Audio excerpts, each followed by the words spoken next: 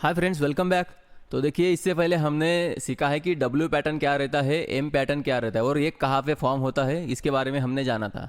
तो आगे हम जानेंगे कि फ्लैग पैटर्न क्या रहता है। तो फ्लैग पैटर्न में बेसिकली दो पैटर्न्स रहते हैं, जिसमें एक बुलिश फ्लैग रहता है और एक रहता है आपका बियरिश फ्लैग।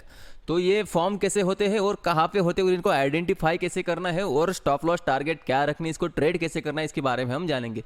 तो आज के इस वीडियो में हम जानते हैं पहले बुलिश फ्लैग पैटर्न क्या रहता है। तो देखिए, मार्केट जब भी बॉटम बनाता है, मतलब डब्ल्यू पैटर्न जब भी बनाता है, तो डब्ल्यू पैटर्न बनने के बाद मार्केट एक अच्छी खासी यहाँ पे मार्केट में बाइंग आती है। तो बाइंग आने के बाद में मतलब ये जो पैटर्न रहता है, ये पैटर्न आपको लगभग बॉटम बनने के बाद में जब बाइंग आती है तो वहाँ पे ये बुलिश फ्लैग पैटर्न आपका बनता है। तो बुलिश फ्लैग कैसे रहता है, सपोज यहाँ पे आपका बॉटम बन चुका है और बॉटम बनने के बाद यहाँ पे बाइंग इनिशिएट हुई, मतलब यहाँ पे सेलर नहीं है, सिर्फ यहाँ पे बायर प्रेजेंट हुए, तो मार्केट एक अच्छा खासा बाउंस कर जाता है। बाउंस करने के बाद मार्केट में एक थोड़ी सी यहाँ पे प्रॉफिट बुकिंग आती है और यहाँ पे थोड़ा मार्केट ऐसा एक पैटर्न बनाता है और एक पैटर्न बनाने के बाद इसको अपसाइड में ब्रेक करता है। ठीक है, इसको हम थोड़ा डिटेल में जानते हैं क्या होता है। कि सपोज अभी कैंडल्स पे कैंडल लगते गए, मार्केट अपसाइड गया, उसके बाद में यहाँ पे एक पॉइंट आया जहाँ पे एक रेजिस्टेंस था, प्रीवियस रेजिस्टेंस, और वहाँ पे मार्केट थोड़ा रेजिस्टेंस लेके और यहाँ पे प्रॉफिट बुकिंग भी आती है, तो मार्केट थोड़ा डाउन होता है, फिर थोड़ा सा अप होता है, फिर डाउन, फिर थोड़ा अप, मतलब यहाँ पे मार्केट थोड़ा सा कंसोलिडेट करने का ट्राई करता है, थोड़ा सा डाउन आता है, फिर अप आता है, और ये जो यहाँ पे पैटर्न बनाता है इसको हम बोलते हैं फ्लैग पैटर्न, ये बुलिश फ्लैग पैटर्न। तो यहाँ पे एक आपको दिख गया कि एक झंडे जैसा पैटर्न बन गया। तो इसका ब्रेकआउट जब ये करता है, यहाँ पे एक जो ट्रेंड लाइन है इसका ब्रेकआउट करने के बाद, यहाँ पे जब रिटेस्ट करने के बाद फिर से इसका हाई अगर ब्रेक करता है तो ये पैटर्न आपका कंप्लीट हो जाता है और यहाँ से मार्केट जो है फिर से अपसाइड जाने के लिए तैयार रहता है। तो ये फिर से अपसाइड जाएगा और अपसाइड जाने के बाद फिर से एक आध यहाँ पे रेजिस्टेंस लेवल आएगा और ये रेजिस्टेंस पे फिर से कुछ कंसोलिडेशन करेगा, फिर से अपना बुलिश फ्लैग जैसा ही कुछ बनाएगा और फिर इसको भी ब्रेकआउट करके रिटेस्ट करके फिर से अपसाइड भाग जाएगा। तो इस तरीके से मार्केट का मूवमेंट होता है जब भी मार्केट बाउंस होता है लोअर लेवल से, तो इस तरीके से होता है। ऐसा नहीं कि सीधा स्ट्रेट लाइन में अपसाइड में भाग जाए, ऐसा नहीं होता। तो इस तरीके का फ्लैग बनाते बनाते मार्केट अपसाइड जाता है, तो इसको हम बोलते हैं बुलिश फ्लैग पैटर्न। तो इसमें क्या रहता है, इसमें जो है आपको सबसे पहले ये चीज़ ध्यान रखना है कि मार्केट रेजिस्टेंस कहाँ पे लेता है। तो इसको मार्क करना, ये पहला आपका पॉइंट हो गया कि जहाँ पे मार्केट ने रेजिस्टेंस लिया उसका आप थोड़ा बैक में भी जाके टेस्ट करो कि वहाँ पे पहले रेजिस्टेंस था क्या। तो आपको दिख जाएगा कि यहाँ पे हाँ एक थोड़ा सा यहाँ पे हल्का फुल्का रेजिस्टेंस था, मतलब सपोर्ट था जो ब्रेक हुआ, इसके बाद में वो रेजिस्टेंस बन गया।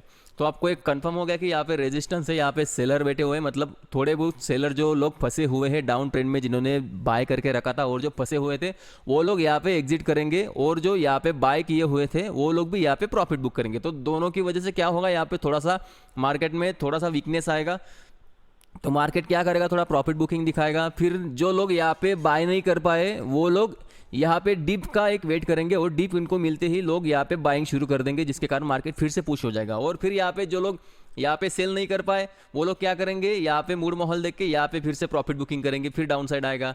फिर यहाँ पे जो लोग बाय नहीं कर पाए थे, जो वेट कर रहे थे कि थोड़ा नीचे आएगा, तो वो लोग यहाँ पे बाय करेंगे। मतलब ये जो है ये साइकिल चलता रहता है।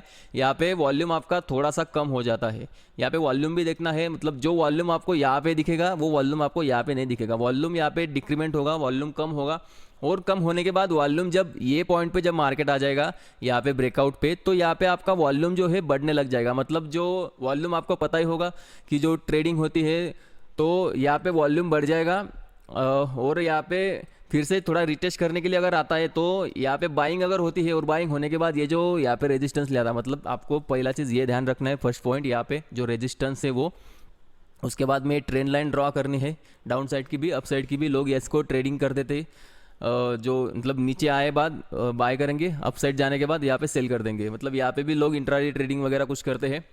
और जैसे ही इस ट्रेंड लाइन का ब्रेकआउट होता है, ये आपका सेकंड पॉइंट हो गया इंपॉर्टेंट पॉइंट। फर्स्ट पॉइंट आपका रेजिस्टेंस लेवल, सेकंड पॉइंट आपका जहाँ पे ये ट्रेडिंग का एक लाइन था रेजिस्टेंस लाइन, वो सेकंड पॉइंट होगा। उसका ब्रेकआउट होने के बाद मार्केट कहाँ पे रिजेक्शन लेता है वो आपका थर्ड पॉइंट हो जाएगा, जो आपका नेक लाइन हो जाएगा इसका। ठीक है, तो ये थर्ड पॉइंट काफ़ी इंपॉर्टेंट है। तो ये थर्ड पॉइंट हो गया। उसके बाद में जब मार्केट वापस आएगा डाउन साइड, थोड़ा प्रॉफिट बुकिंग वगैरह दिखाएगा, थोड़ा डाउन साइड के लिए लोग पुश करेंगे, तो उसके बाद में ये कहाँ पे सपोर्ट लेता है, तो ये सपोर्ट लेना चाहिए आपका, ये जो सेकंड पॉइंट है, ये सेकंड पॉइंट के आसपास में ही कई सपोर्ट लेके अपसाइड में भागना चाहिए। और जो आपका थर्ड पॉइंट है नेकलाइन, इसको नेकलाइन को इसने अपसाइड में ब्रेक करना चाहिए। तो उसके बाद में इसमें फिर से बाइंग शुरू हो जाएगी और यहाँ पे आपको वॉल्यूम दिखने शुरू हो जाएंगे, यहाँ पे वॉल्यूम बढ़ जाएगा, तो ऑटोमेटिकली यहाँ पे जो है प्राइस जो है अपसाइड चला जाएगा, क्योंकि यहाँ पे डिमांड ज़्यादा होगी, सप्लाई कम होगी। तो सप्लाई जोन फिर से सेम वही कंडीशन, यहाँ पे सिर्फ वही फिर साइकिल यहाँ पे रिपीट होगा, मार्केट अपसाइड भागेगा, फिर एक जगह पे आएगा जहाँ पे मार्केट रिजेक्शन लेगा। तो वो पॉइंट कौन सा होगा, आप प्रीवियस चार्ट में देखो कि वहाँ पे कहाँ पे मार्केट ने एक सपोर्ट बनाया था और सपोर्ट अभी रेजिस्टेंस बन चुका है, तो वहाँ पे प्रॉफिट बुकिंग होने के चांसेस ज़्यादा है। तो वहाँ पे प्रॉफिट बुकिंग आएगी, जो लोग फंसे हुए थे वो लोग निकलेंगे।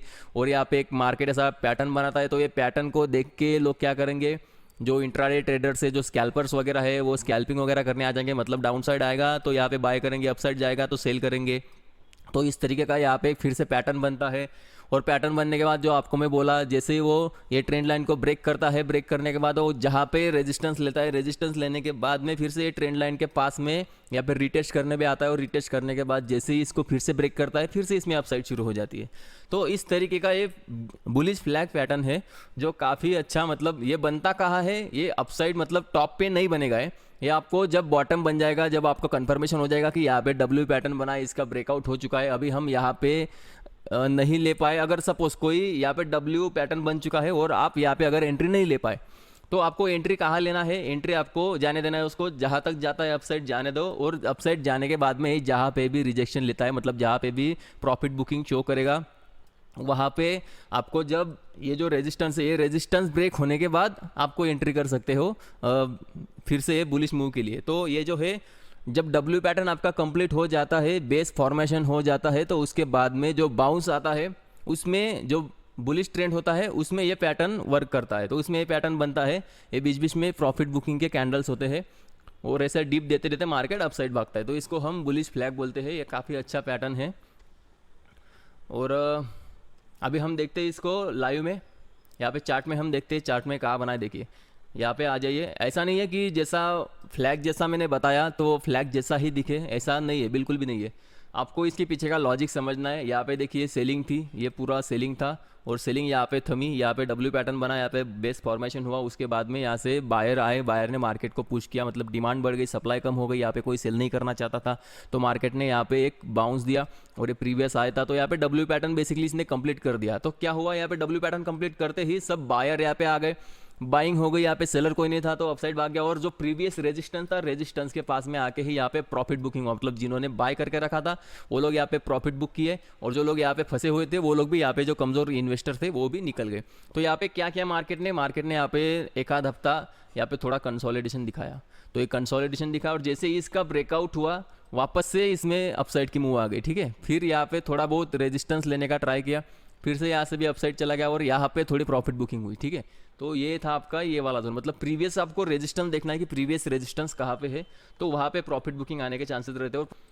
और कहाँ पे बना था हम देख लेते हैं। देखो यहाँ पे बना था, देखिए अभी यहाँ पे आपको क्लियर कट शो नहीं हो रहा क्योंकि ऑलरेडी मार्केट ने बॉटम से अपसाइड भाग के यहाँ पे रिटेस्ट किया था। तो यहाँ पे हम डब्ल्यू इसको बोल नहीं सकते, यहाँ से रिटेस्ट होने के बाद में अपसाइड भागा हुआ है।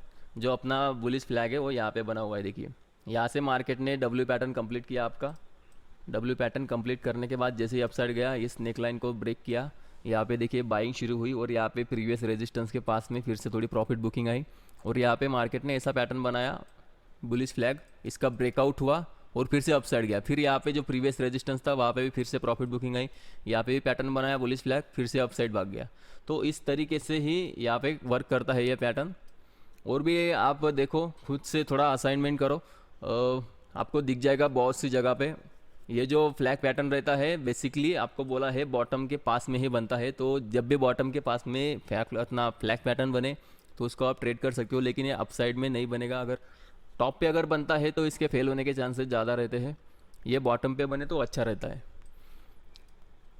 तो ठीक है, अभी अगले वीडियो में हम देखेंगे कि सेम बियरिश फ्लैग कैसे बनता है और उसको ट्रेड कैसे करना है। तो आज के वीडियो में बस इतना ही, मिलते हैं नेक्स्ट वीडियो में।